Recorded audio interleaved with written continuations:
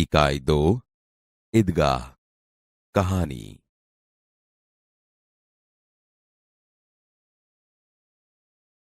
कहानी का श्रवण कीजिए। रमजान के पूरे 30 रोजों के बाद आज ईद आई है। कितना मनोहर, कितना सुहावना प्रभात है। आज का सूर्य देखो, कितना प्यारा, कितना शीतल है, मानो संसार को ईद की बधाई दे रहा है। गांव में कितनी हलचल है। ईदगाह जाने की तैयारियां हो रही है। किसी के कुर्ते में बटन नहीं है, पड़ोस के घर में सुई धागा लेने दौड़ा जा रहा है। किसी के जूते कड़े हो गए हैं, उनमें तेल डालने के लिए तेली के पास भागा जाता है। जल्दी जल्दी बैलों को सानी पानी दे दें। ईदगाह से लौटते लौटते दोपहर हो जाएगी। 3 कोस का पैदल रास्ता, फिर सैकड़ों आदमियों से मिलना भेंटना। दोपहर के पहले लौटना असंभव है। लड़के सबसे ज्यादा प्रसन्न है। किसी ने 1 रोजा रखा है, वह भी दोपहर तक, किसी ने वह भी नहीं। लेकिन ईदगाह जाने की खुशी उनके हिस्से की चीज है। रोजे बड़े बूढ़ों के लिए होंगे, इनके लिए तो ईद है। रोज ईद का नाम रटते थे, आज वह आ गई। अब जल्दी पड़ी है कि लोग ईदगाह क्यों नहीं चलते। उनकी अपनी जेबों में तो कुबेर का धन भरा हुआ है। बार बार जेब में से अपना खजाना निकाल कर गिनते हैं और खुश होकर फिर रख देते हैं। महमूद गिनता है, 1, 2, 10, 12। उसके पास 12 पैसे हैं। मोहसिन के पास 1, 2, 8, 9, 15 पैसे हैं। इन्हीं अनगिनत पैसों से अनगिनत चीजें लाएंगे। खिलौना, मिठाइयां, गेंद और जाने क्या क्या। और सबसे ज्यादा प्रसन्न है हामिद, गरीब सूरत, दुबला पतला लड़का, जिसका बाप गत वर्ष हैजे की भेंट हो गया। फिर एक दिन मां भी मर गई। अब हामिद अपनी बूढ़ी दादी अमीना की गोद में है और उतना ही प्रसन्न है। हामिद के पांव में जूते नहीं है, सिर पर एक पुरानी टोपी है जिसका एक गोटा काला पड़ गया है। फिर भी वह प्रसन्न है। अभागिन अमीना अपनी कोठरी में बैठी रो रही है। आज ईद का दिन और उसके घर में दाना नहीं। इस अंधकार और निराशा में वह डूबी जा रही है। किसने बुलाया था इस निगोड़ी ईद को? अमीना का दिल कचोट रहा है। गांव में बच्चे अपने अपने बाप के साथ जा रहे हैं। हामिद का बाप अमीना के सिवाय और कौन है? उसे कैसे अकेले जाने दे? उस भीड़ भाड़ में बच्चा कहीं खो गया तो क्या होगा? नहीं, अमीना उसे यों न जाने देगी। नन्ही सी जान 3 कोस चलेगा कैसे? पैरों में छाले पड़ जाएंगे, जूते भी तो नहीं है। कुल 2 आने पैसे बच रहे हैं। 3 पैसे हामिद की जेब में, 5 अमीना की बटुए में। यही तो बिसात है और ईद का त्योहार। अल्लाह ही बेड़ा पार लगाए। हामिद भीतर जाकर दादी से कहता है, तुम डरना नहीं अम्मा, मैं सबसे पहले आऊंगा। गांव से मेला चला और बच्चों के साथ हामिद भी जा रहा था। कभी दौड़कर आगे निकल जाता, फिर किसी पेड़ के नीचे खड़े होकर साथ वालों का इंतजार करता। हामिद के पैरों में तो जैसे पर लग गए हैं। वह कभी थक सकता था? बड़ी बड़ी इमारतें आने लगी। यह अदालत है, यह कॉलेज है, यह कलाघर है। आगे चले। हलवाइयों की दुकानें शुरू हुई। आज खूब सजी हुई थी। इतनी मिठाइयां कौन खाता है? देखो ना, एक एक दुकान पर मनो होंगी। सहसा ईदगाह नजर आई। इमली के घने वृक्षों की छाया है। नीचे पक्का फर्श है, उस पर जाजिम बिछी हुई है। रोजेदारों की पंक्तियां एक के पीछे एक न जाने कहां तक चली गई हैं। यहां कोई धन और कोई पद नहीं देखता। इन ग्रामीणों ने भी वजू किया और पिछली पंक्ति में खड़े हो गए। कितना सुंदर संचालन है, कितनी सुंदर व्यवस्था। हजारों सिर एक साथ सिजदे में झुक जाते हैं, फिर सब एक साथ खड़े हो जाते हैं, मानो भ्रातृत्व का एक सूत्र समस्त आत्माओं को एक कड़ी में पिरोए हुए हैं। नमाज खत्म हो गई, लोग आपस में गले मिल रहे हैं। अब मिठाइयां और खिलौनों की दुकानों पर धावा होता है। ग्रामीणों का यह दल इस विषय में बालकों से कम उत्साही नहीं है। यह देखो, हिंडोला है, 1 पैसा देकर चढ़ जाओ। कभी आसमान पर जाते हुए मालूम होता है, कभी जमीन पर गिरते हुए। यह चरखी है। लकड़ी के हाथी, घोड़े और ऊंट छड़ों से लटके हुए हैं। 1 पैसा देकर बैठ जाओ और 25 चक्करों का मजा लो। महमूद, मोहसिन, नूरे और सम्मी इन घोड़ों पर बैठते हैं। हामिद दूर खड़ा है। 3 पैसे तो उसके पास है। अपने कोष का 1/3 जरा सा चक्कर खाने के लिए नहीं दे सकता। सब चरखियों से उतरते हैं, खिलौने लेंगे। इधर दुकानों की कतार लगी हुई है। तरह तरह के खिलौने हैं। सिपाही और गुजरिया, राजा और वकील, बिश्ती और धोबिन। वाह, लगता है अब बोलना ही चाहते हैं। महमूद सिपाही लेता है, खाकी वर्दी और लाल पगड़ी वाला, कंधे पर बंदूक रखे हुए। मालूम होता है अभी कवायद किए चला आ रहा है। मोहसिन को भिश्ती पसंद आया। कमर झुकी हुई, ऊपर मशक रखे हुए हैं। मशक का मुंह एक हाथ से पकड़े हुए है। कितना प्रसन्न है, शायद कोई गीत गा रहा है। बस मशक से पानी उड़ेलना ही चाहता है। नूरे को वकील से प्रेम है। काला चौगा, नीचे सफेद अचकन, अचकन के सामने की जेब में घड़ी, सुनहरी जंजीर, एक हाथ में कानून का पोथा लिए हुए। मालूम होता है अभी किसी अदालत से जिरह या बहस के लिए चले आ रहे हैं। ये सब 2-2 पैसों के खिलौने हैं। हामिद के पास कुल 3 पैसे हैं। इतने महंगे खिलौने कैसे ले? खिलौना कहीं हाथ से छूट पड़े तो चूर चूर हो जाए, जरा पानी पड़े तो सारा रंग धुल जाए। ऐसे खिलौने किस काम के? उन्हें लेकर वह क्या करेगा? खिलौनों के बाद मिठाइयां आती है। किसी ने रेवड़ियां ली है, किसी ने गुलाब जामुन, किसी ने सोहन हलवा। मजे से खा रहे हैं। हामिद बिरादरी से पृथक है। अभागे के पास 3 पैसे हैं, क्यों नहीं कुछ लेकर खाता? ललचाई आंखों से सबकी ओर देखता है। मिठाइयों के बाद कुछ दुकानें लोहे की चीजों की हैं, कुछ गिलट और कुछ नकली गहनों की। लड़कों के लिए यहां कोई आकर्षण नहीं है। वे सब आगे बढ़ जाते हैं। हामिद लोहे की दुकान पर रुक जाता है। कई चिमटे रखे हुए हैं। उसे ख्याल आया दादी के पास चिमटा नहीं है। तवे से रोटियां उतारती है तो हाथ जल जाते हैं। अगर वह चिमटा ले जाकर दादी को दे तो कितनी प्रसन्न होंगी। फिर उनकी उंगलियां कभी न जलेंगी। घर में एक काम की चीज हो जाएगी। खिलौने से क्या फायदा? व्यर्थ में पैसे खराब होते हैं। जरा देर ही तो खुशी होती है। फिर तो खिलौनों की ओर कोई आंख उठाकर नहीं देखता, या फिर घर पहुंचते पहुंचते टूट फूट कर बर्बाद हो जाएंगे। चिमटा कितने काम की चीज है। रोटियां तवे से उतार लो, चूल्हे में सेंक लो। कोई आग मांगने आए तो चटपट चूल्हे से आग निकालकर उसे दे दो। अम्मा बेचारी को कहाँ फुर्सत है कि बाजार जाएं, और इतने पैसे ही कहाँ मिलते हैं। रोज हाथ जला लेती है। हामिद के साथी आगे बढ़ गए हैं। सबील पर सब शरबत पी रहे हैं। देखो, सब कितने लालची हैं। इतनी मिठाइयां ली, मुझे किसी ने एक भी न दी। उस पर कहते हैं मेरे साथ चलो, मेरा यह काम करो, मेरा वह काम करो। अब अगर किसी ने कोई काम करने को कहा तो पूछूंगा, खाएं मिठाइयां, आपका मुंह सड़ेगा, फोड़े फूसियां निकलेंगी, आप ही जबान चटोरी हो जाएगी। तब घर से पैसा चुराएंगे और मार खाएंगे। अम्मा चिमटा देखकर मेरे हाथ से लेंगी और कहेंगी, मेरा बच्चा अम्मा के लिए चिमटा लाया है, कितना अच्छा लड़का है। इन लोगों के खिलौनों पर कौन इन्हें दुआएं देगा?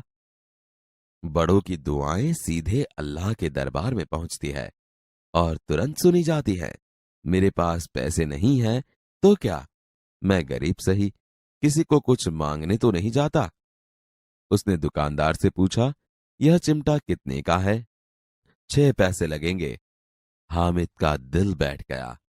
फिर भी बोला, ठीक ठीक बताओ। ठीक ठीक, 5 पैसे लगेंगे। लेना है तो लो, नहीं तो चलते बनो। हामिद ने कलेजा मजबूत करके कहा, 3 पैसे लोगे? और वह आगे बढ़ गया ताकि दुकानदार की घुड़कियां न सुने।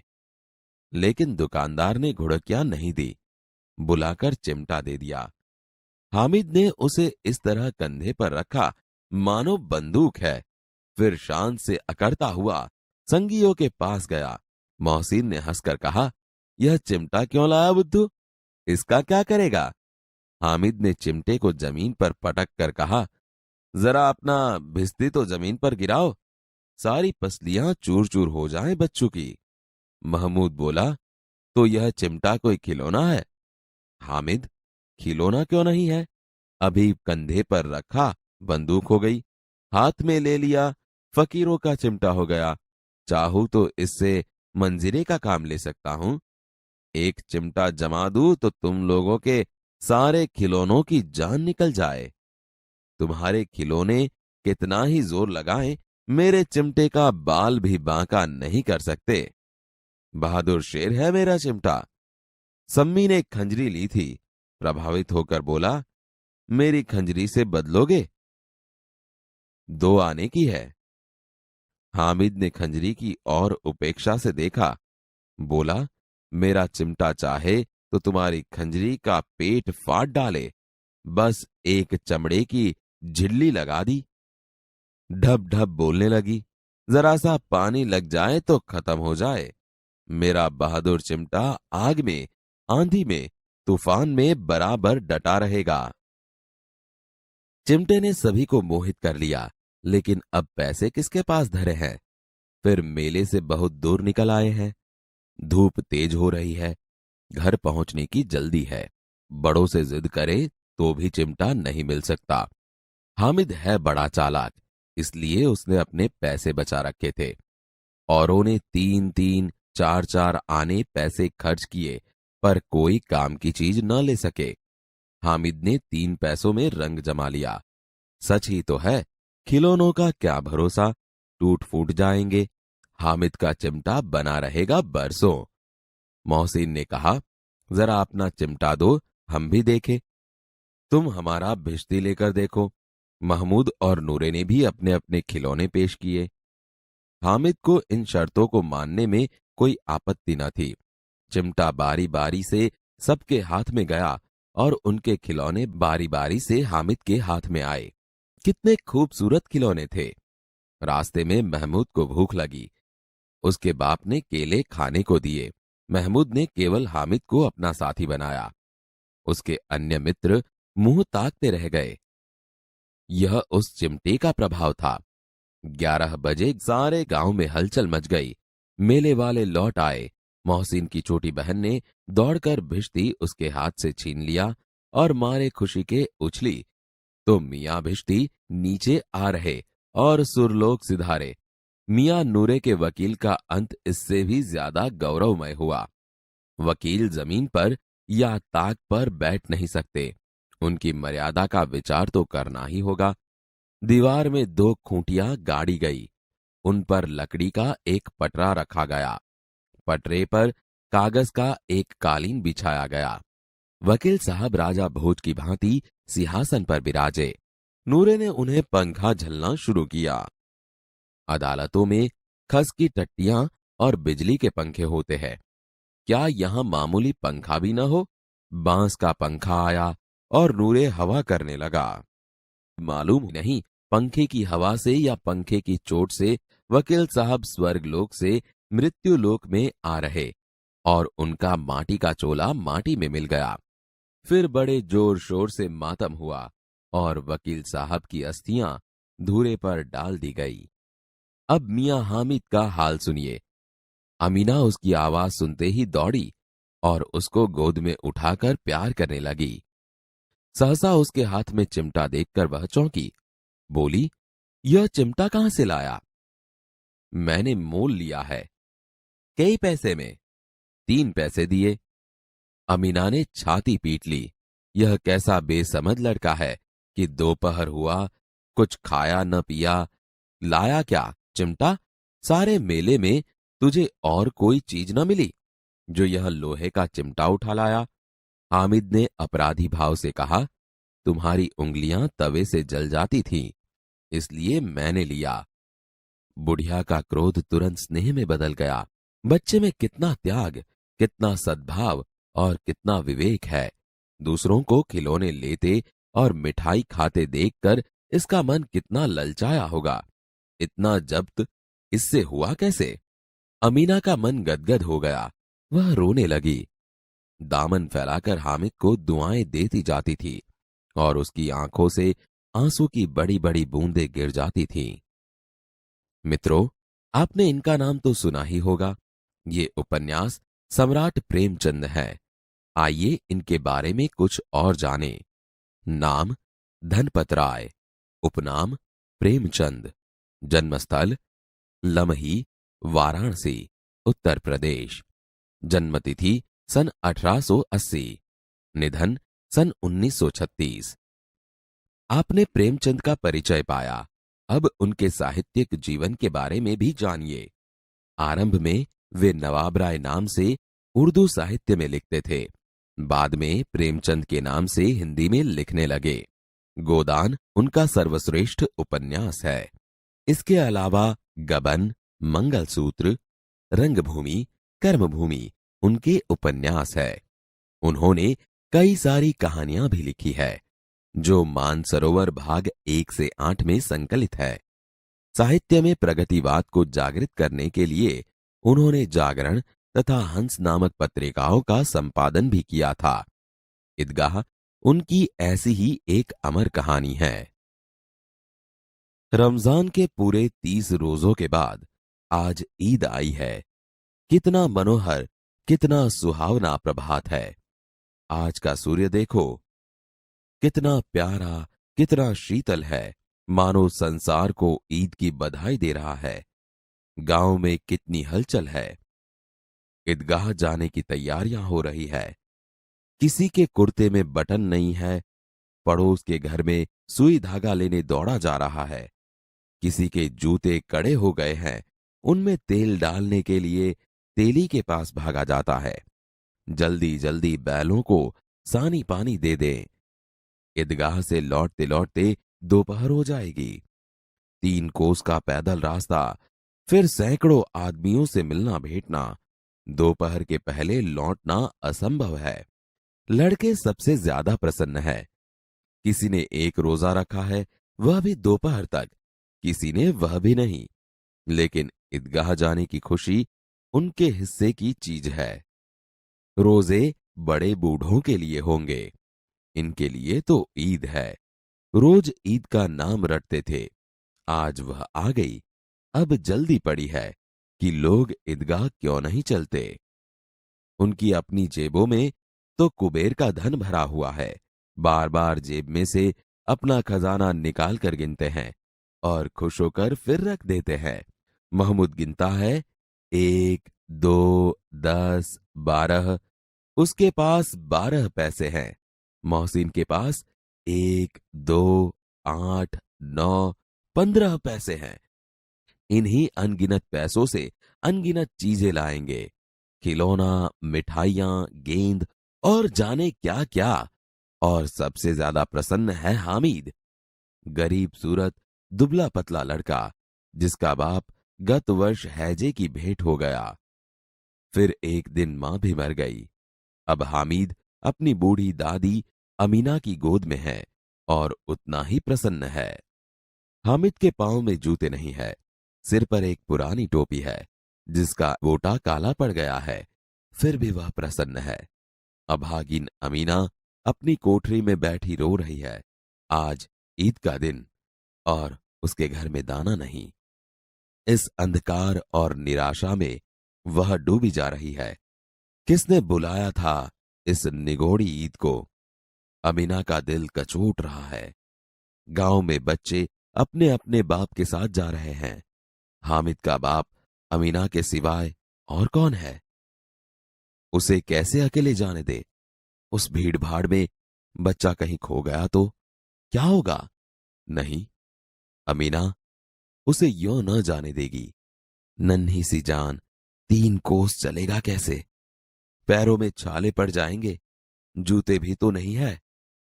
कुल 2 आने पैसे बच रहे हैं। 3 पैसे हामिद की जेब में, 5 अमीना की बटुए में।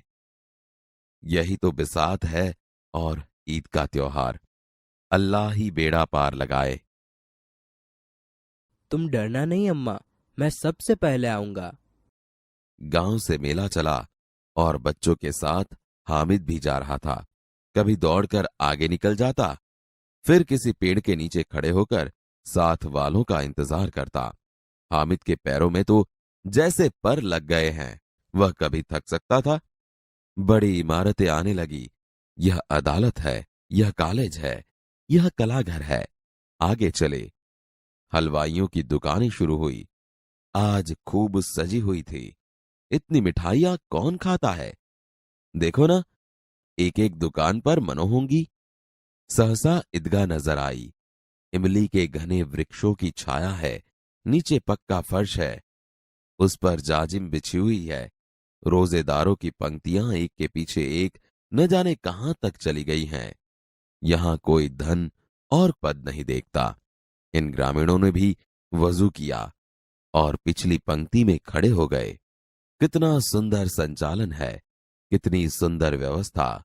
हजारों सिर एक साथ सिजदे में झुके जाते हैं, फिर सब एक साथ खड़े हो जाते हैं, मानो भ्रातृत्व का एक सूत्र समस्त आत्माओं को एक कड़ी में पिरोए हुए हैं।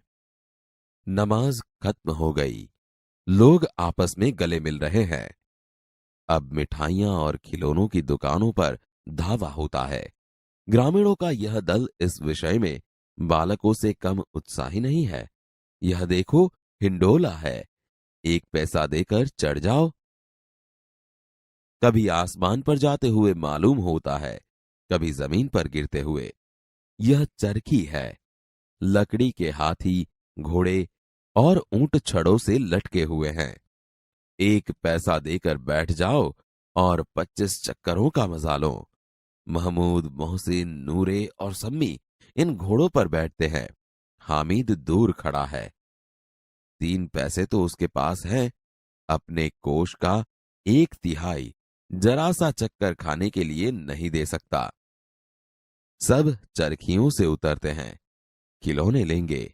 इधर दुकानों की कतार लगी हुई है। तरह तरह के खिलौने हैं। सिपाही और गुजरिया, राजा और वकील, बिश्ती और धोबिन।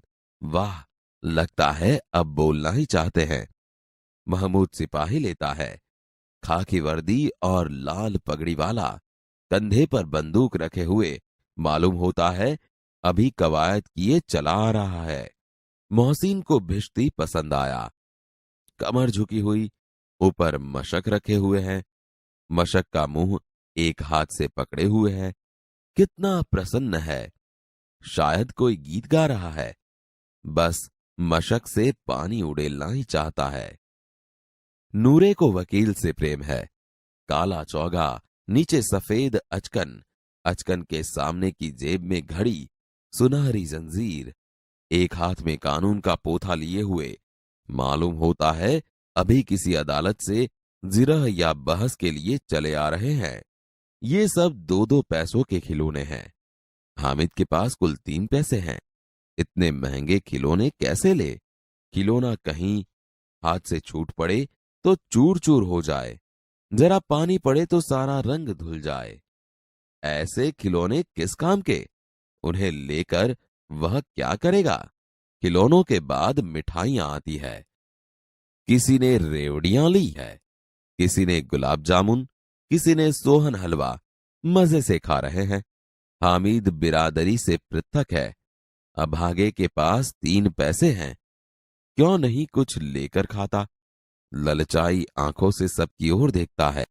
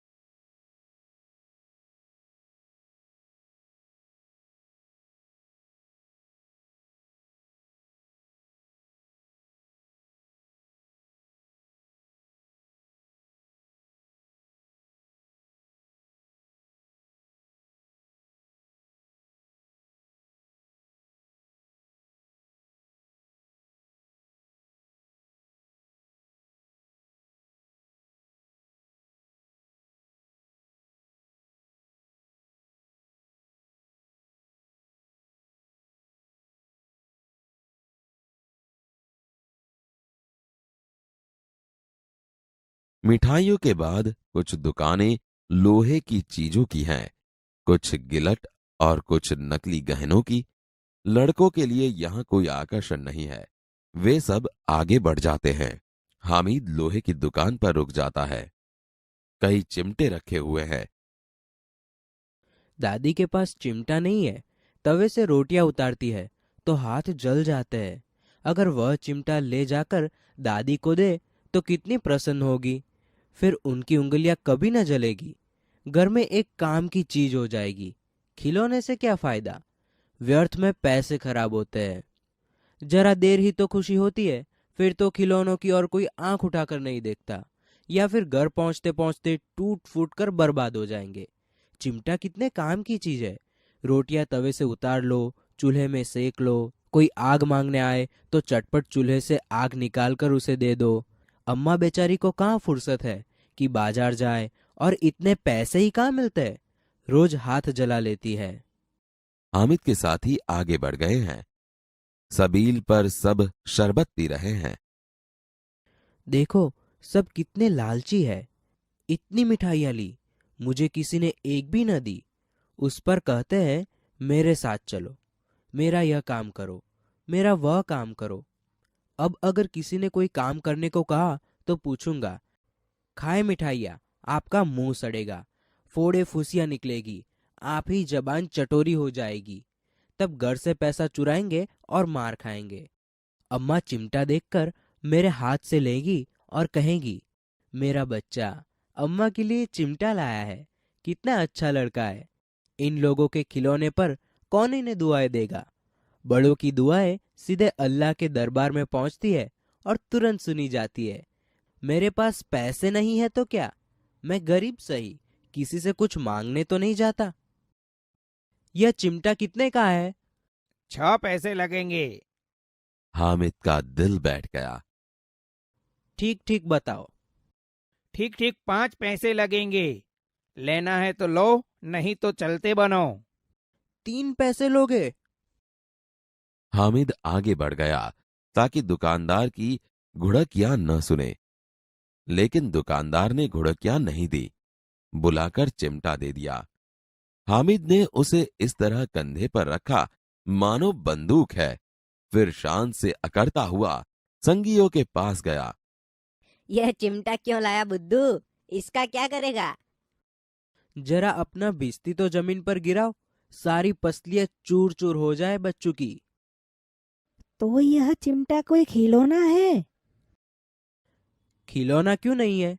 अभी कंधे पर रखा बंदूक हो गई, हाथ में ले लिया फकीरों का चिमटा हो गया। चाहूं तो इससे मंजीरे का काम ले सकता हूँ। एक चिमटा जमा दूं तो तुम लोगों के सारे खिलौनों की जान निकल जाए। तुम्हारे खिलौने कितना ही जोर लगाए, मेरे चिमटे का बाल भी बांका नहीं कर सकते। बहादुर शेर है मेरा चिमटा। मेरी खंजरी से बदलोगे? 2 आने की है। मेरा चिमटा चाहे तो तुम्हारी खंजरी का पेट फाड़ डाले। बस एक चमड़े की झिल्ली लगा दे, डब डब बोलने लगी। जरा सा पानी लग जाए तो खत्म हो जाए। मेरा बहादुर चिमटा आग में, पानी में, आंधी में, तूफान में बराबर डटा रहेगा। चिमटे ने सभी को मोहित कर लिया, लेकिन अब पैसे किसके पास धरे हैं। फिर मेले से बहुत दूर निकल आए हैं। धूप तेज हो रही है, घर पहुंचने की जल्दी है। बड़ों से जिद करे तो भी चिमटा नहीं मिल सकता। हामिद है बड़ा चालाक, इसलिए उसने अपने पैसे बचा रखे थे। औरों ने 3-3, 4-4 आने पैसे खर्च किए, पर कोई काम की चीज न ले सके। हामिद ने 3 पैसों में रंग जमा लिया। सच ही तो है, खिलौनों का क्या भरोसा, टूट फूट जाएंगे। हामिद का चिमटा बना रहेगा बरसों। जरा अपना चिमटा दो, हम भी देखे। तुम हमारा बिस्ती लेकर देखो। महमूद और नूरे ने भी अपने अपने खिलौने पेश किए। हामिद को इन शर्तों को मानने में कोई आपत्ति न थी। चिमटा बारी बारी से सबके हाथ में गया और उनके खिलौने बारी बारी से हामिद के हाथ में आए। कितने खूबसूरत खिलौने थे। रास्ते में महमूद को भूख लगी। उसके बाप ने केले खाने को दिए। महमूद ने केवल हामिद को अपना साथी बनाया। उसके अन्य मित्र मुंह ताकते रह गए। यह उस चिमटे का प्रभाव था। 11 बजे सारे गांव में हलचल मच गई। मेले वाले लौट आए। मोहसिन की छोटी बहन ने दौड़कर भिश्ती उसके हाथ से छीन लिया और मारे खुशी के उछली तो मियां भिश्ती नीचे आ रहे और सुरलोक सिधारे। मियां नूरे के वकील का अंत इससे भी ज्यादा गौरवमय हुआ। वकील जमीन पर या ताक पर बैठ नहीं सकते, उनकी मर्यादा का विचार तो करना ही होगा। दीवार में 2 खूंटियां गाड़ी गई, उन पर लकड़ी का एक पटरा रखा गया। पटरे पर कागज का एक कालीन बिछाया गया। वकील साहब राजा भोज की भांति सिंहासन पर विराजे। नूरे ने उन्हें पंखा झलना शुरू किया। अदालतों में खस की टट्टियां और बिजली के पंखे होते हैं, क्या यहां मामूली पंखा भी न हो? बांस का पंखा आया और नूरे हवा करने लगा। मालूम नहीं पंखे की हवा से या पंखे की चोट से वकील साहब स्वर्गलोक से मृत्युलोक में आ रहे और उनका माटी का चोला माटी में मिल गया। फिर बड़े जोर शोर से मातम हुआ और वकील साहब की अस्थियां धूरे पर डाल दी गई। अब मियां हामिद का हाल सुनिए। अमीना उसकी आवाज सुनते ही दौड़ी और उसको गोद में उठाकर प्यार करने लगी। सहसा उसके हाथ में चिमटा देखकर वह चौंकी। यह चिमटा कहाँ से लाया? मैंने मोल लिया है। कई पैसे में? 3 पैसे दिए। यह कैसा बेसमझ लड़का है कि दोपहर हुआ कुछ खाया न पिया, लाया क्या चिमटा? सारे मेले में तुझे और कोई चीज न मिली जो यह लोहे का चिमटा उठा लाया? तुम्हारी उंगलियां तवे से जल जाती थी, इसीलिए मैंने लिया। बुढ़िया का क्रोध तुरंत स्नेह में बदल गया। बच्चे में कितना त्याग, कितना सद्भाव और कितना विवेक है।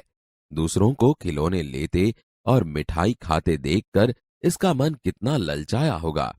इतना जब्त इससे हुआ कैसे? अमीना का मन गदगद हो गया। वह रोने लगी। दामन फैलाकर हामिद को दुआएं देती जाती थी और उसकी आंखों से आंसू की बड़ी बड़ी बूंदें गिर जाती थीं।